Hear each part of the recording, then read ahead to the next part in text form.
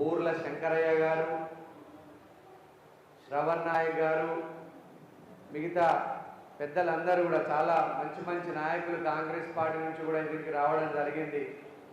రామన్న గారు, రామరెడ్డి గారు, మా యూత్ కాంగ్రెస్ నుంచి కొండూరి రవి గారు, స్వామి యాదవ్ గారు, మా కాంగ్రెస్ పార్టీ నుంచి సీనియర్ నాయకులు సంటన్న గారు, సంటికాక, అట్లనే మా అందరికంటే ముఖ్యంగా మా కాంగ్రెస్ పార్టీ సీనియర్ నాయకులు మాజీ జడ్పీటీసీ కొండ గంగాధర్ గారు, అట్లనే సర్దార్ గారు, మిగతా పెద్దలు అందరూ కూడా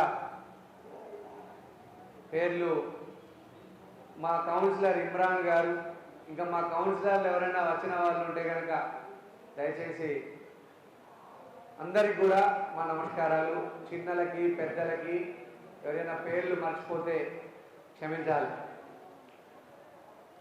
ఇప్పుడు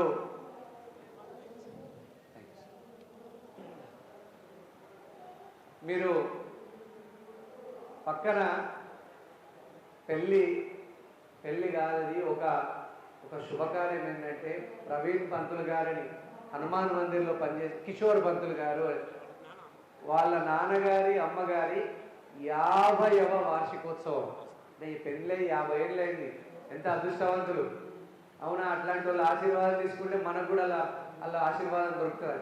కాబట్టి వాళ్ళు చక్కగా వాళ్ళ పెళ్లి వేడుకకి అందరూ డ్యాన్స్ చేస్తూ ఉన్నారు. సో అది మనం డిస్టర్బెన్స్గా భావించవద్దని కోరిక.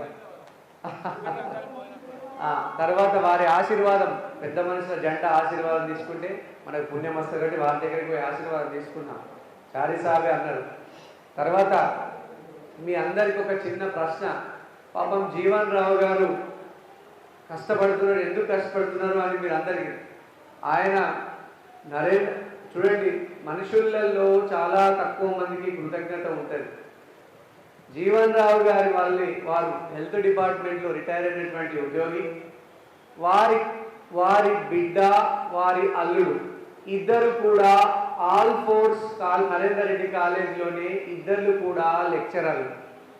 కాబట్టి జీవన్ అన్న ఏమంటారు కదా, మనం ప్రేమించే వాళ్ళు కాదు, మనల్ని ప్రేమించే వాళ్ళు మనకు దొరకాలి. జీవన్ రావు గారు నరేందర్ రెడ్డి గారిని బాగా ప్రేమించేటువంటి వ్యక్తి. కాబట్టి చాలా వారిని అభినందిస్తా ఉన్నా. ఈ మీటింగ్ని, ఈ కార్యక్రమాన్ని కండక్ట్ చేసినందుకు వారిని, వారి అబ్బాయిని, అలాగే వారికి సహకరించినటువంటి కొంతమంది మన ఆశన్న యాదవ్ గారు, భాస్కర్ గారు, మన తమ్ముడు సాత్విక్ వాళ్ళ భార్య గవర్నమెంట్ ఉద్యోగాలు 4 ఉద్యోగాలు సాధించిందమ్మ. She a merit student. ఎప్పుడు కూడా లైబ్రరీ కోసము, ఆదిలాబాద్ యువత కోసం పాటుపడేటువంటి వ్యక్తి మా తమ్ముడు సాత్విక్. మా శ్రవణ్ నాయక్ పేదల కోసం, గరీబుల కోసం 4 కేసులు ఫ్రీగా వాదించేటువంటి వ్యక్తి, అడ్వకేట్ కూడా, మా ఎస్టీ ట్రైబల్ నాయకుడు. మీ అందరికీ కూడా నేను మీ అందరికీ విజ్ఞప్తి చేస్తూ ఉన్నాను. మీరందరూ కూడా తెలంగాణ రాష్ట్ర ప్రభుత్వాన్ని ఆశీర్వదించి రుణం తీర్చుకునేటువంటి అవకాశం మనకు వచ్చింది.